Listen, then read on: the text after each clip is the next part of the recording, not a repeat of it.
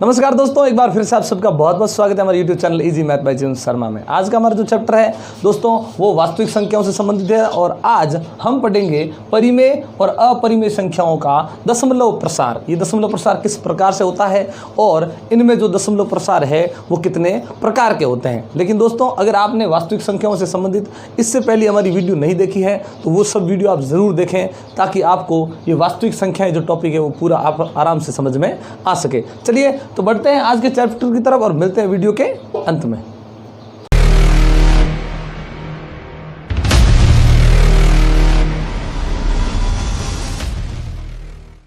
तो दोस्तों, ये जो दशमलव प्रसार करने का जो तरीका है वो कोई कठिन कार्य नहीं है, बहुत ही इजी है। करना कैसे है आपको कि जो नीचे जो नंबर दिया गया है उसका ऊपर वाले नंबर में हमें भाग देना है। वो भाग जितनी बार भी जाता है, फिर अगर नहीं जाता है तो दशमलव प्राप्त करेंगे, वही काम है। यानी क्या करना है, ये जो भिन्न के रूप में हमें दिख रही है वो क्या है, परिमेय संख्या है। यानी यहाँ पे हमने जो ये 8 प्रश्न आपके सामने लिए है वो 8 की 8 क्या है, परिमेय संख्या है। अभी हमने कोई अपरिमेय संख्या नहीं ली है, बाद में अपरिमेय का जिक्र भी करेंगे। अब आप कहोगे सर ये 8 प्रश्न करने में हमें बहुत ज़्यादा समय लगेगा, मैं आपको ये 8 प्रश्न करवाऊंगा नहीं, मैं तो आपको केवल कुछ प्रश्न समझाऊंगा, आप ये अपने आप प्रश्न वो कर देंगे क्योंकि में ज़्यादा समय लगने वाला है ही नहीं। हम आपको कुछ ऐसा तरीका बताएंगे जिससे आपको ये दशमलव प्रसार का जो प्रकार है वो अपने आप मिल जाएगा। चलिए करना क्या है, नीचे वाली संख्या को लेकर ऊपर वाली संख्या के अंदर भाग देना है। जैसे पहली में लेते हैं, 4 का पहाड़ा बोलते हैं, 3 में भाग देते हैं। हम देख सकते हैं कि छोटी संख्या में भाग एक बार भी नहीं जाता। जब एक बार भी भाग नहीं जाता तो 0 लगा के क्या लगाएंगे, दशमलव लगाएंगे। जैसे ही यहाँ दशमलव आएगा इसके पीछे क्या लग जाएगा, एक 0 और ये बन जाएगा 30। फिर 4 का भाग देंगे 30 में, ये हो गए 7 बार भाग गया, 4 7 28। फिर बच गया कितना, 2।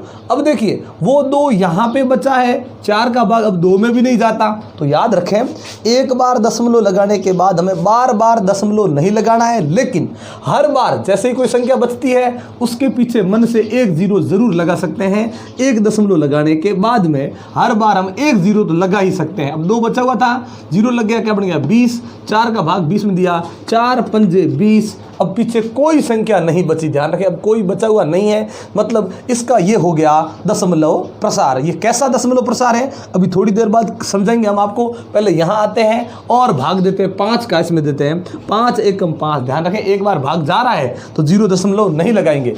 5 एकम 5, क्या बच गया पीछे 2। अब 5 का भाग 2 में नहीं जा रहा है, नहीं जाए तो दशमलव लगाएंगे। एक बार भी नहीं जाए तो 0 दशमलव लगाएंगे।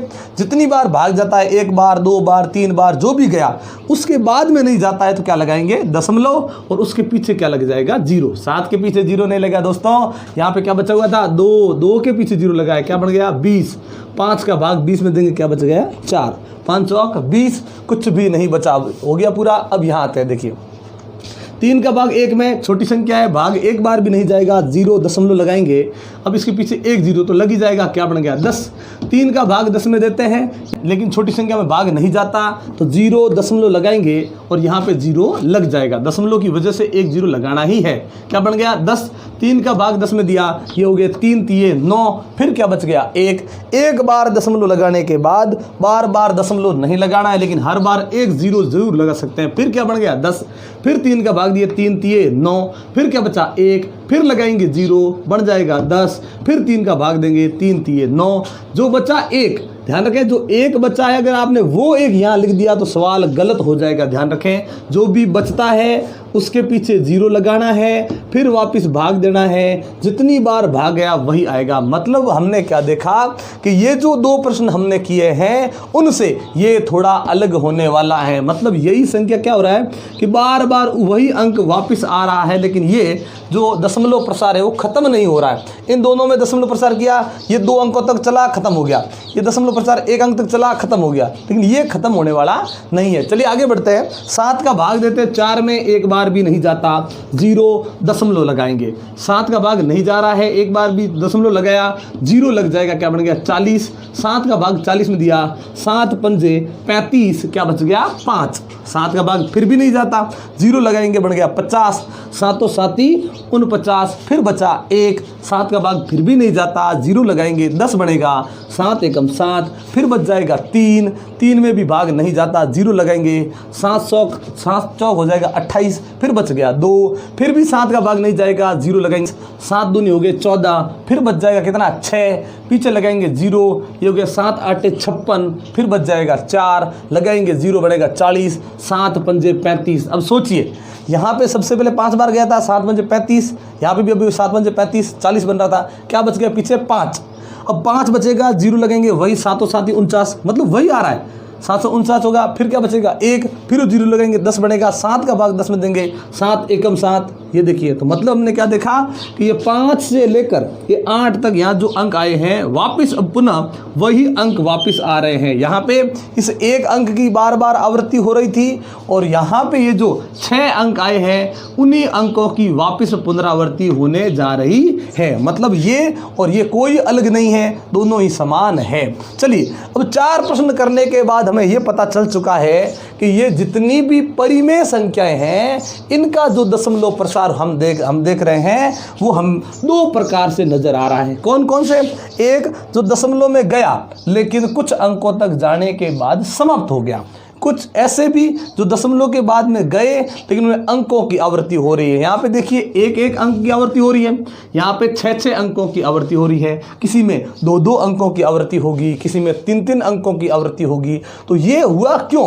इसमें आवृत्ति हो रही है, अंक बार बार आ रहे हैं, समाप्त नहीं हो रहा, ये समाप्त हो चुके हैं। तो ऐसा इसमें क्या है और ऐसी इसमें कौन सी खास बात है? तो आपको बता दें दोस्तों कि जब भी इस प्रकार के प्रश्न आए उनके दशमलव प्रसार, ये तो हमने भाग दिए, फिर हमें पता चला कि क्या है और क्या नहीं है। लेकिन यहां देखिए इन प्रश्नों में हम क्या देखते हैं कि इस प्रकार की यदि संख्या यहां भी चलिए हम भाग दे सकते हैं, कोई दिक्कत नहीं है, लेकिन ये बड़ी बड़ी संख्याएं आ जाती है वहां तो हम भाग भी नहीं दे सकते, तो फिर करेंगे क्या? तो पहले पढ़ते हैं कि ये दशमलव जो प्रसार हुआ है ये आखिर कौन सा प्रकार है। ध्यान रखें इस प्रकार से दशमलव के बाद 2 अंक 3 अंक 4 अंक 5 अंक कितने भी जाने के बाद यदि प्रश्न है वो समाप्त हो जाता है तो उसे शांत परिमेय संख्या कहते हैं। ध्यान रखें कौन सी कहते हैं? शांत।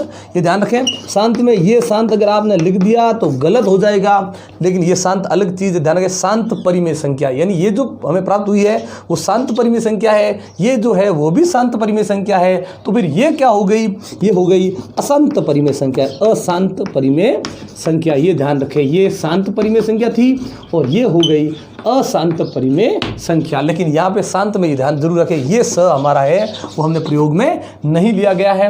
अब ऐसे याद कैसे रखेंगे? याद रखने का तरीका ऐसा करें, अपनी सामान्य भाषा में याद रखें कि भाई जो शांत आदमी होता है ये शब्द सोच के देखते हैं, है वास्तव में ये शब्द है लेकिन ये शब्द सोच के देखें, ये सोचेंगे कि भाई शांत आदमी जो होता है उसे यदि कुछ भी कहना हो तो वो थोड़ी देर तक कहेगा फिर क्या हो जाएगा? चुप हो जाएगा। मतलब ये देखिए यहाँ पे समाप्त हो गया, तो इस आदमी को क्या मान लेते हैं? शांत। लेकिन जो अशांत होता है, नाराज होता है, जिसका दिमाग खराब हो गया है, ठीक है, कोई भी दिक्कत हो गई है, तो फिर वो क्या करेगा कि अपनी जो भी बात है वो बार बार दोहराता रहेगा। आप कभी भी ध्यान रख लें जब कोई आदमी किसी से नाराज होता है तो वो किस बात के कारण नाराज हुआ वो उसी बात को बार बार दोहराता रहता है। यानी जब दशमलव के बाद बार बार दोहरान हो जाए अंकों का वो अशांत परिमेय संख्या होती है, और जिसमें दोहरान नहीं होता वो शांत परिमेय संख्या होती है। लेकिन बिना भाग दिए अगर कोई ऐसी चीज है जो हमें शांत और अशांत परिमेय संख्याएं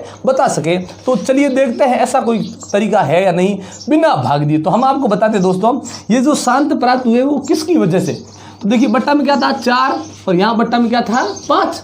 तो ध्यान रखें जब बट्टा के नीचे की जो संख्या है यदि उसको अभाज्य गुणनखंडों में तोड़ दिया जाए, यदि मैं 4 के टुकड़े कर दूं तो क्या बनेंगे? 2 × 2।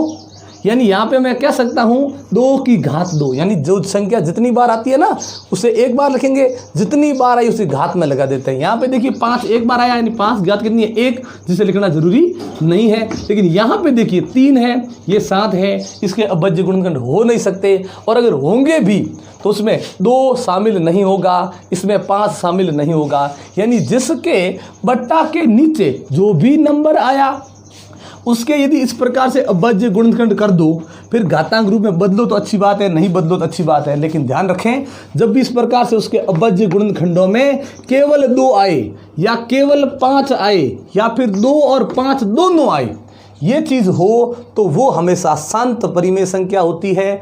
और यदि ये दोनों आ गए, इनके साथ में कोई और संख्या भी आ गई इनके अलावा, या फिर ये दोनों आए ही नहीं और इनके अलावा कोई दूसरा आया, तो वो हमेशा अशांत परिमेय संख्या ही होती है। जैसे देखिए इसके बट्टा के नीचे क्या है, 3, यहाँ पे 3 आया हुआ है, ये अशांत परिमेय संख्या, 7 आया हुआ है, अशांत परिमेय संख्या।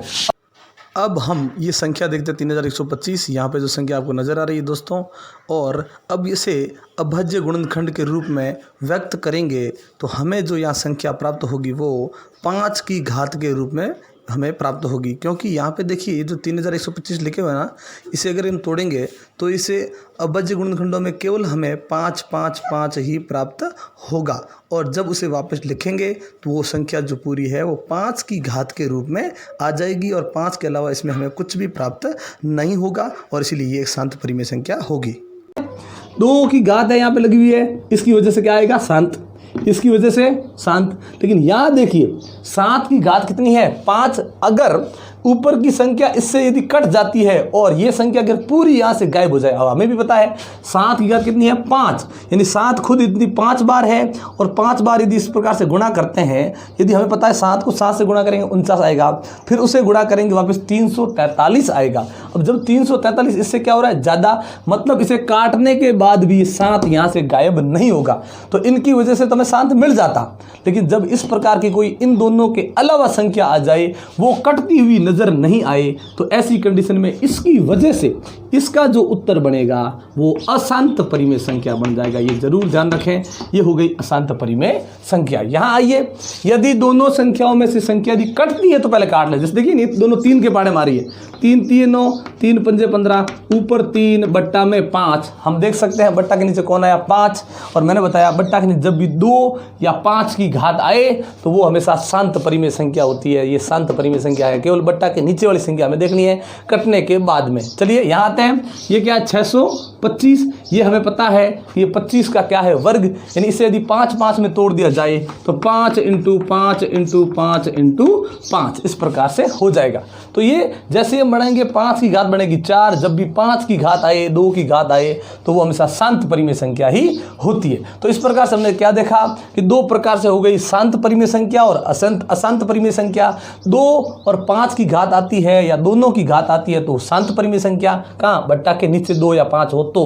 और यदि हम देखते हैं 2 और 5 के अलावा कोई भी संख्या यहाँ पे आ जाती है, वो ऊपर वाले से कटकर गायब नहीं होती है, और यदि उसका दशमलव प्रसार करना पड़ता है तो वो हमेशा अशांत परिमेय संख्या ही हमें प्राप्त हो जाएगी। चलिए ये तो हो गया परिमेय संख्याओं के बारे में। अब अपरिमेय संख्याओं के बारे में ऐसा है कि हमें दशमलव प्रसार करने की ज़्यादा ज़रूरत नहीं पड़ेगी। यदि हम प्रश्न में इसी प्रकार से कभी लिखा हुआ आ जाए कि भाई बताइए कि ये जो लिखा हुआ है वो शांत परिमेय संख्या है या अशांत परिमेय संख्या है या फिर अपरिमेय संख्या है।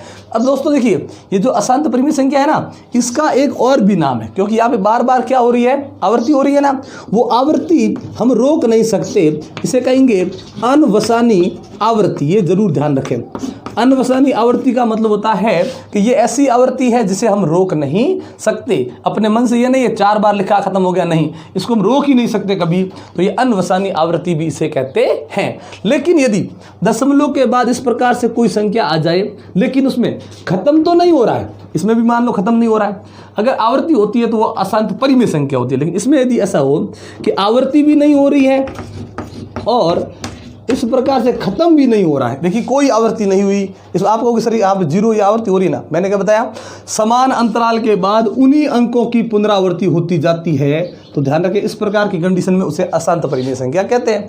लेकिन जब दशमलव के बाद अंक कभी समाप्त ही ना हो और ना ही समान अंतराल के बाद उतने ही अंकों की पुनरावृत्ति ना हो, तो ध्यान रखें उसे हम अपरिमेय संख्या कहते हैं। ये ध्यान रखें, ये दशमलव प्रसार जो ऐसा होता है ना, वो होता है अपरिमेय संख्याओं का दशमलव प्रसार, जो हमें करने की ज़्यादा ज़रूरत नहीं पड़ती है। चलिए ये हो गया अपरिमेय संख्या। इसे क्या कहते हैं, अब ये भी खत्म नहीं हो रहा है ना, इसलिए इसे अनवसानी इसे भी कहते हैं, अनवसानी।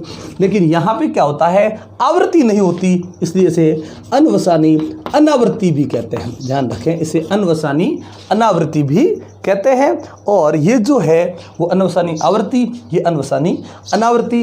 इस प्रकार से जो आज है हमारा जो दशमलव प्रसार जो है वो हम पूरा पढ़ चुके हैं। इस प्रकार से आज 10वीं क्लास के लिए ये वास्तविक संख्या जो चैप्टर है वो पूरा हो चुका है दोस्तों। इससे अगली वीडियो में हम अगला चैप्टर है वो पढ़ेंगे। दोस्तों एक बार आप सबका बहुत बहुत धन्यवाद हमारे चैनल को सब्सक्राइब करने के लिए और हमारे वीडियोज़ को लगातार देखने के लिए। लेकिन अगर आप हमारे चैनल पर नए हैं तो पहले हमारे चैनल को सब्सक्राइब कर लें और बेल आइकन ज़रूर दबाएं, ताकि जब भी इस प्रकार के इंटरेस्टिंग वीडियो हम आपके सामने लेकर आए नोटिफिकेशन आपको मिलती रहे। और आज की वीडियो आपको कैसी लगी वो हमें कमेंट बॉक्स में लिखकर जरूर बताएं, और अच्छी लगी तो लाइक और शेयर कर दें। इसी प्रकार के इंटरेस्टिंग वीडियो देखने के लिए जुड़े रहे हमारे साथ। तब तक के लिए नमस्कार, जय हिंद, जय भारत।